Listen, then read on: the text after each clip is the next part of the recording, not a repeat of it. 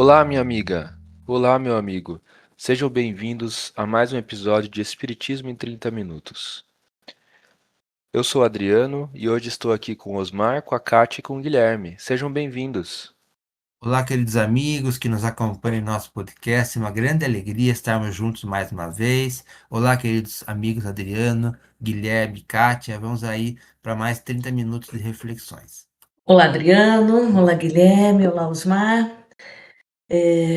Um abraço fraterno a todos os nossos ouvintes aí, acompanhando o nosso podcast e deixar aí as nossas reflexões desse novo episódio, né? Mais 30 minutos para refletirmos sobre as parábolas de Jesus. Olá a todos os ouvintes, olá os companheiros de canal. Prazer estar com vocês aqui hoje para mais 30 minutos de aprendizado espírita. Nós estamos numa série de interpretações e estudos das parábolas que Jesus contou.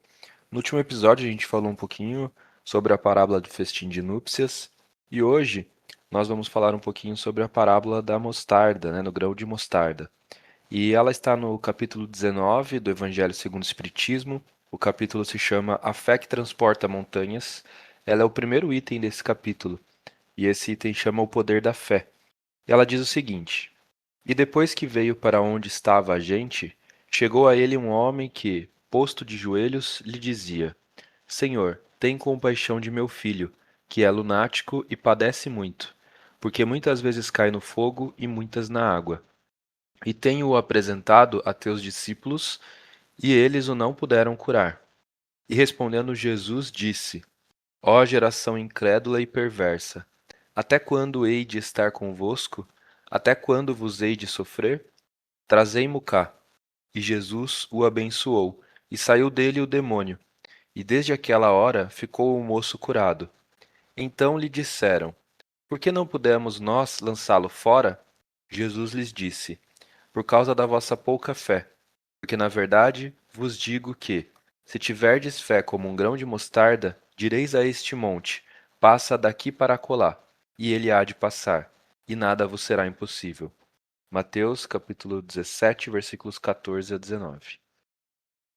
Essa é uma das parábolas, né, mais contadas aí, eu acho, dentro dos centros espíritas e das religiões como um todo. Eu queria entender com vocês qual que é a análise que o espiritismo faz dessa parábola e o que a gente pode tirar de ensinamento dela. No episódio anterior, nós falamos sobre o processo do conhecimento espírita e como o espiritismo nos auxilia na compreensão das falas de Jesus.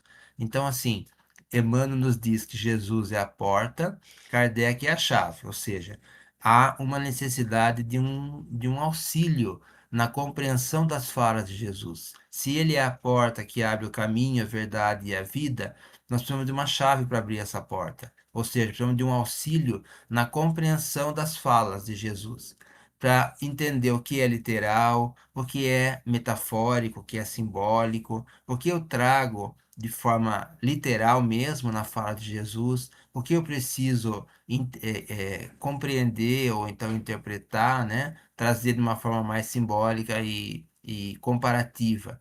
Então, o Espiritismo nos auxilia nisso. E ele traz um significado moral e espiritual. Todas as falas de Jesus são para o espírito. Ele está falando para espíritos. Ele não está falando para um corpo que vai morrer. Ele está falando para um espírito que vai continuar vivendo a vida espiritual. Então, esse é o primeiro ponto muito importante. Não é o simbolismo, não é a obrigação religiosa, é a vivência. É a vivência moral, é a nossa transformação moral, é sermos espíritos melhores. Comentei no episódio anterior que o cristão precisa ser reconhecido por suas obras. Quando se referem a nós como cristãos, o que pensam, o que olham e veem da nossa conduta? Eu também falei da fala atribuída a Francisco de Assis, que diz: devemos viver o evangelho, pregar o evangelho sempre, se necessário por palavras. Ou seja, a pregação do evangelho para o cristão é a vivência. Eu lembro também da vida dos primeiros cristãos, dos apóstolos, na casa do caminho em Jerusalém, logo após a desencarnação de Jesus, quando os apóstolos Pedro, Tiago, João, né, aqueles primeiros, os discípulos juntos, viviam num clima de fraternidade, de amorosidade na Casa do Caminho, que era um espaço destinado ao acolhimento de pessoas carentes, necessitadas, em que eles faziam um atendimento espiritual, inclusive com reuniões mediúnicas e auxílio da espiritualidade, inspiração da espiritualidade. Então, é esse clima de fraternidade, de amorosidade, também como nos essênios que Jesus visita, descrito no livro A Grande Espera, de Eurípides de Barçanufo. Os essênios também viviam nesse clima de amorosidade, de fraternidade. Então é isso, o primeiro preâmbulo que a gente faz para entender, né, esse contexto das falas de Jesus e como o Espiritismo nos auxilia a entender e trazer para a nossa intimidade, ou seja, nos convida a vivenciar.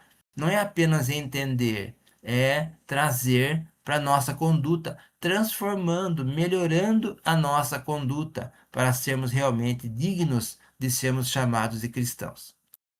Nessa parábola, né, falando sobre uma semente, né, semente de mostarda. Primeiramente, eu queria, só como ilustração, né, que todos pensassem o que que é essa sementinha, né? Uma sementinha de, acho que mais ou menos uns 2 milímetros de diâmetro, bem pequenininha, que depois ela vai se transformar num pé de mostarda, né? Vai dar flor, vai dar essa semente, né? E pensando na semente, a semente tem toda a sua potencialidade nesses 2 milímetros de diâmetro, né? Então, no interior dessa semente, existe toda uma potencialidade, né? Uma potência ali que vai se transformar ao longo de algum tempo. Jesus era genial na sua pedagogia, porque ele utilizava da natureza, de algo simples do cotidiano das pessoas, para poder trazer um ensinamento. Então, ele está querendo dizer o seguinte, né?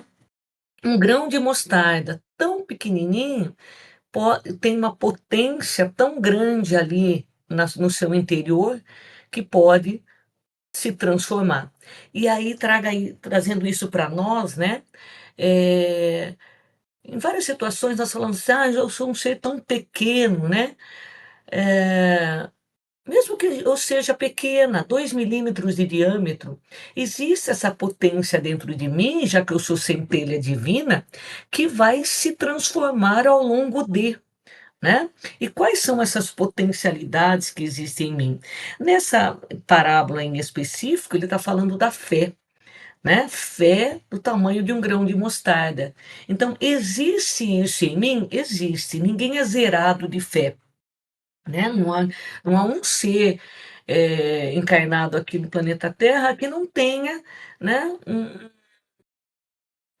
uma, esse valor, né? Ainda não como um valor conquistado, né? Mas ainda pequeno.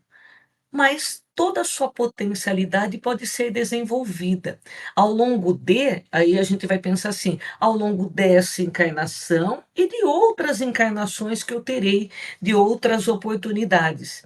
E nós somos convidados a exercitar as nossas potencialidades, inclusive a fé, a todo momento. Mas é uma escolha que eu faço de exercitar ou não. Eu posso ficar na vitimização, continuo pensando ainda que eu sou tão pequeno e que não tenho, né, a fé conquistada, e aí passo pela experiência ainda com uma postura apenas de uma fé material, uma fé acreditando apenas em mim. Ou não, eu posso passar por oportunidades, né, por ensinamento, episódios que me tragam ensinamentos a ponto de eu ir desenvolvendo essa fé. O desenvolvimento da fé, ela não é de um dia para o outro. Olha, eu estudei sobre a fé, agora eu já conquistei a fé. É lógico que não, né? Então, é um caminhar né? É um caminhar onde eu vou exercitando no dia a dia, a partir dos desafios que vão acontecendo, eu vou exercitando. E às vezes a gente acha que não a tem ainda, e quando vem um testemunho, você fala: "Poxa vida, eu já está brotando algo em mim", né. Então já não está mais só naquele grãozinho, já está começando, aquilo já está começando a eclodir e a aparecer um pouquinho mais. Não sei se vocês já viram um campo de mostarda, ela é todo amarelinho, cheio de flores.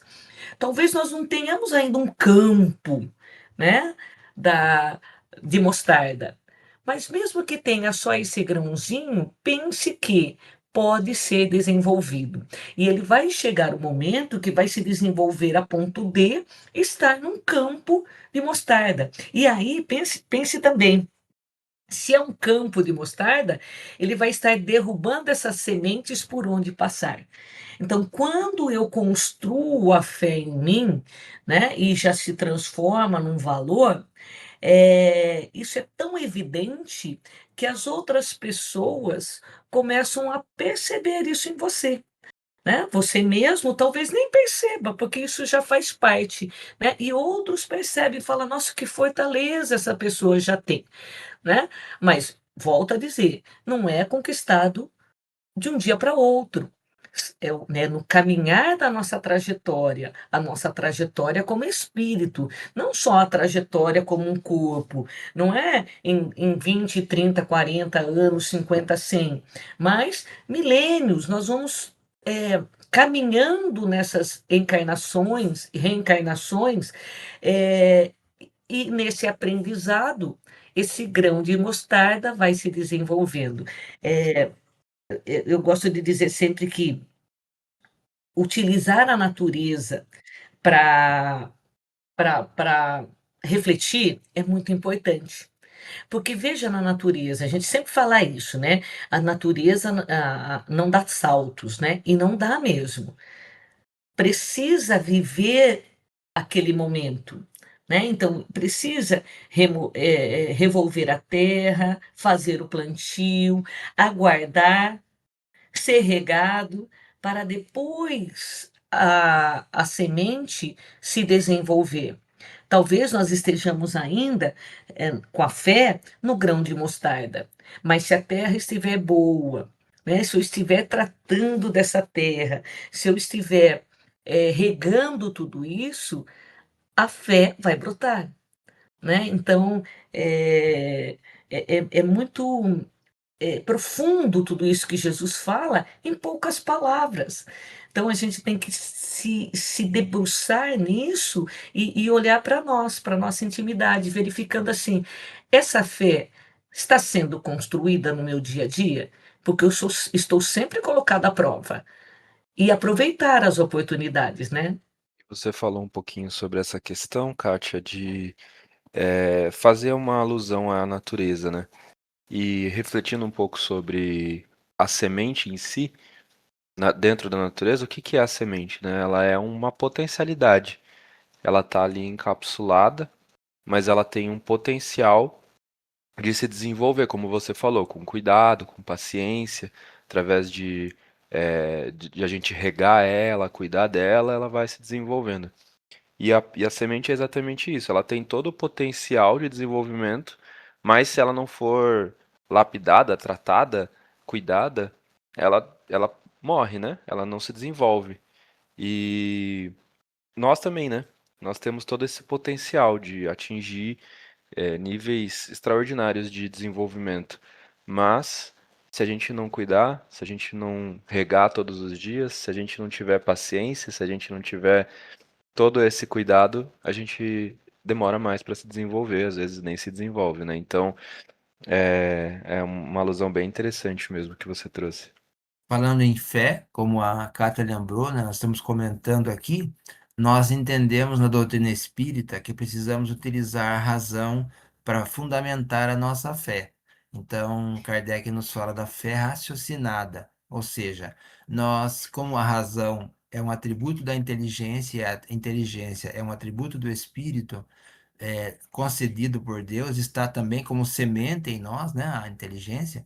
Nós desenvolvemos a inteligência, assim como desenvolvemos os sentimentos. E usamos a inteligência, inclusive, para fazer a observação da natureza. Observamos a natureza criada por Deus e verificamos que há uma regularidade nas construções, nas leis divinas. Há uma regularidade, há uma previsibilidade, tanto que é possível calcular matematicamente datas, calendários, as fases da Lua, a tábua das marés. Matematicamente, existem previsões matemáticas para o clima, né? Para quando vai chover, quando não vai, porque há uma previsibilidade, há uma regularidade nas leis criadas por Deus. Então, isso nos leva a pensar que precisamos entender a fé como a construção, como a confiança nas leis divinas. Assim como nós temos essa certeza do mecanismo do universo, do mecanismo do movimento dos astros, das estrelas, do clima, da natureza, da reprodução dos animais e tudo mais, existe uma certeza também nas leis morais.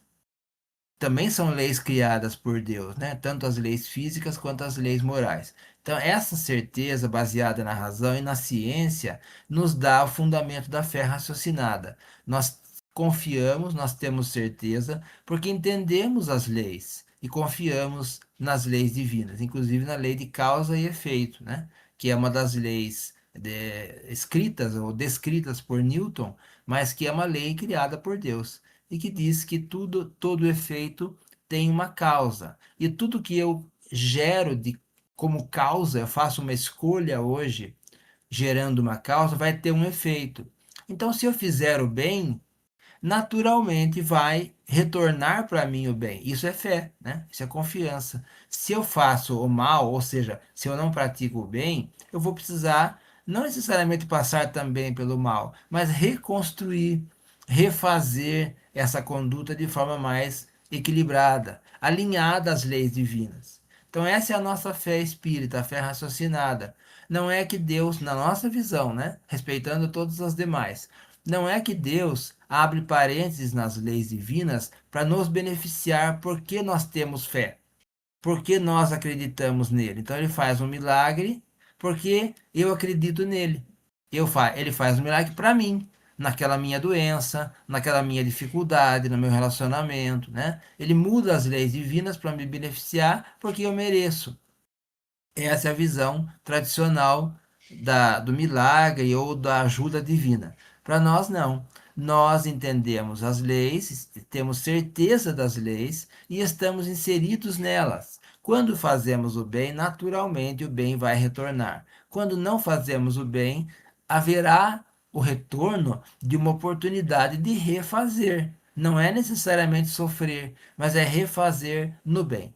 Então, isso é uma confiança baseada na observação da natureza, né? Nós observamos a natureza, estamos aqui falando da semente, colocamos a semente no solo, cuidando dela, ela brota, ela vai frutificar, ela vai gerar uma planta, e essa planta vai crescer, vai gerar frutos e flores. Isso é uma certeza absoluta.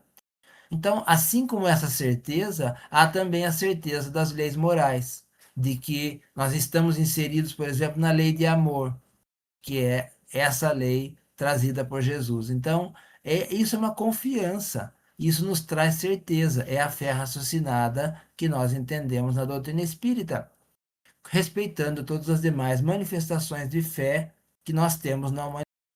E é importante a gente só retomar uma coisa, né? Que, como qualquer semente, ela só é possível de brotar em um solo fértil, né?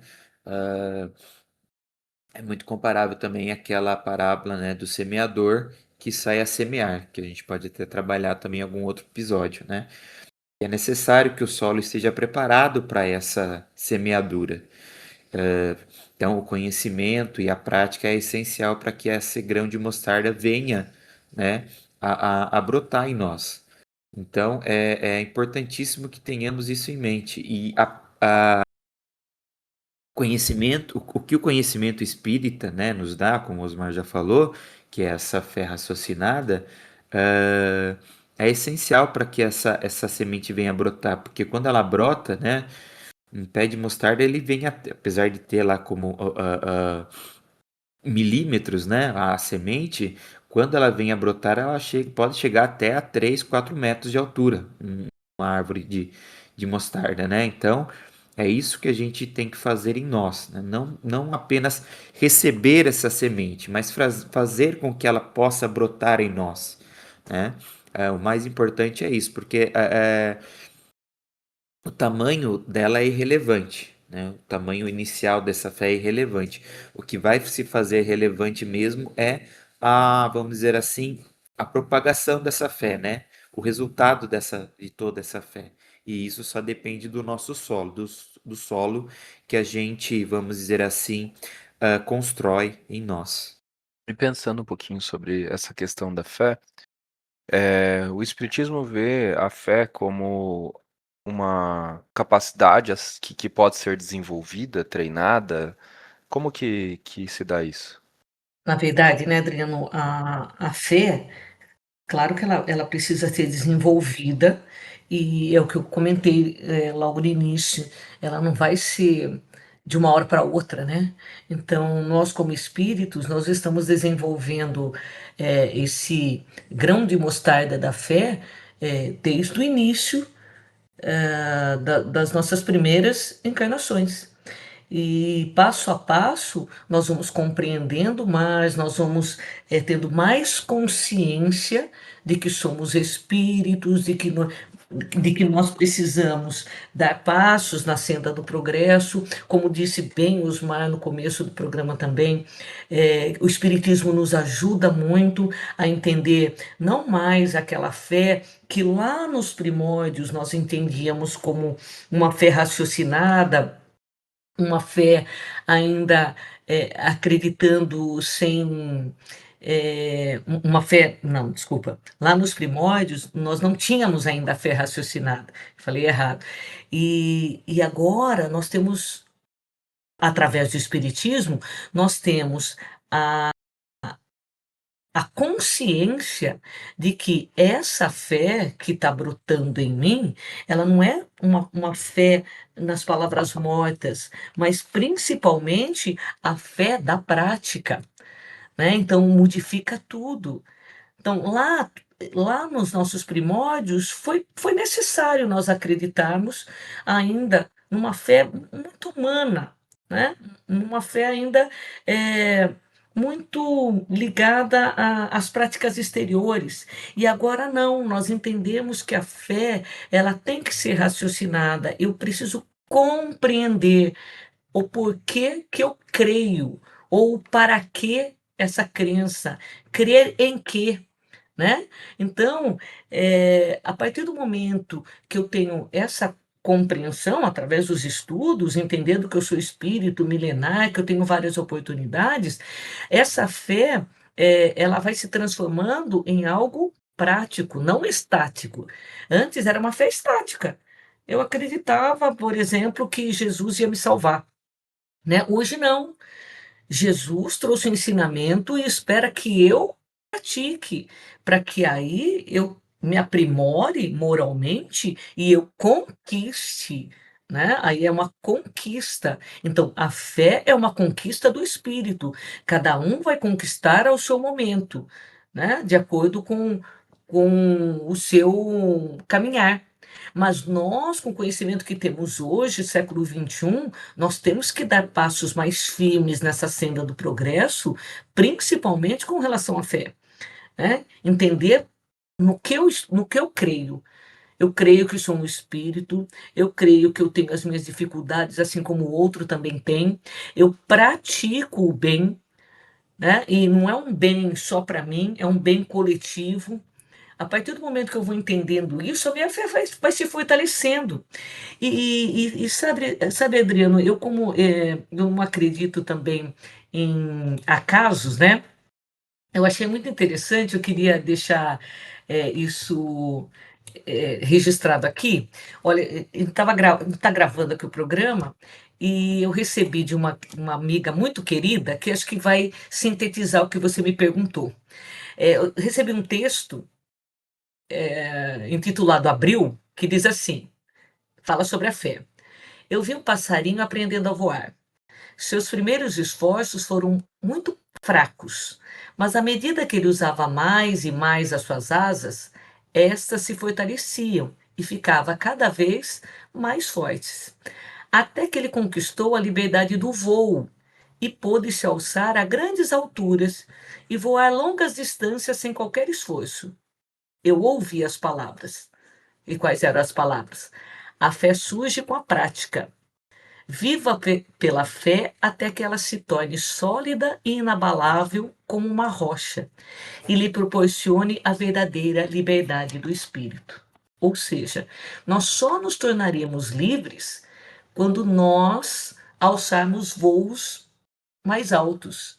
E eu só vou alçar voos mais altos com a prática da caridade. E a prática da caridade fortalece a minha fé. Aí eu sou livre. Então, é poético, mas é a verdade da vida, né? Então, nós precisamos nos preocuparmos com isso nas nossas 24 horas por dia. Quais as conquistas que eu estou tendo no campo da fé. E isso não é de um dia para o outro, né? É no decorrer dessa existência e de outras, mas precisa começar agora. Então, é nessa existência, e uma existência fabulosa, onde nós temos o conhecimento que a doutrina espírita nos traz. E as circunstâncias também, né, Kátia, que vão aparecendo para talvez fortalecer a nossa fé. São as experiências que a gente vai tendo na vida e a gente vai sendo convidado pela misericórdia divina a exercitar e a fortalecer a nossa fé. Eu estava pensando aqui enquanto vocês falavam, comparando isso com um avião, né?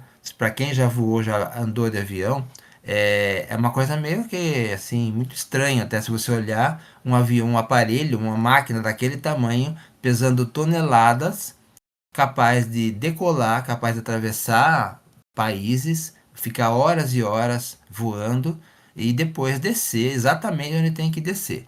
Então, é fé, isso é fé. O piloto tem fé no avião? Os mecânicos têm fé no avião?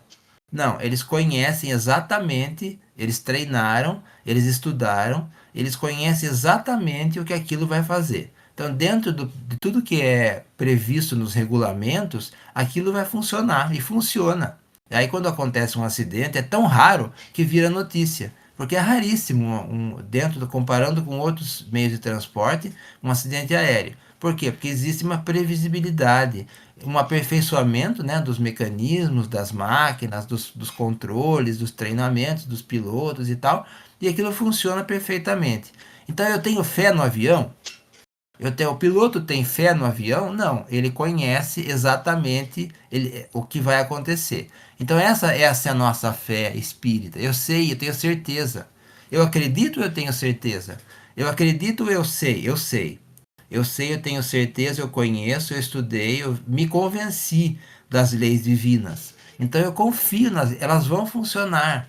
Isso é a fé. Deus vai me ajudar, vai, Deus ajuda a todos. Aqueles que têm fé, aqueles que não têm, aqueles que são cristãos, aqueles que não são, dentro das suas leis, no mecanismo das leis. E eu estou inserido nelas. À medida em que eu faço o bem, eu só vou poder ter de volta o bem, porque isso é um mecanismo da lei. Então isso é uma confiança plena, né? Uma confiança plena no mecanismo da lei. Agora eu tenho que fazer a minha parte. Lógico, a minha parte é respeitar o mecanismo da lei. Por exemplo, se eu ando em alta velocidade com o meu carro numa estrada, eu tenho fé que Deus vai me ajudar a parar o carro? Não, não tem jeito, né? O carro está 200 por hora na Castelo Branco. Não tem nem Deus que vai parar esse carro fora das leis da física. Então, que fé? Qual é a minha fé? Como é a minha fé? Ela é assim, baseada em coisas mirabolantes, miraculosas? Não.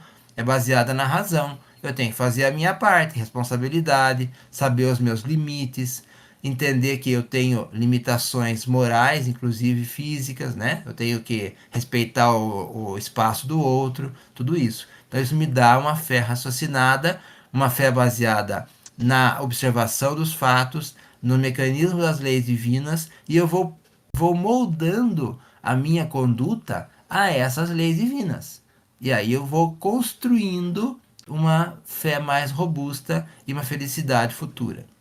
Bom, ótimas reflexões fizemos hoje, né?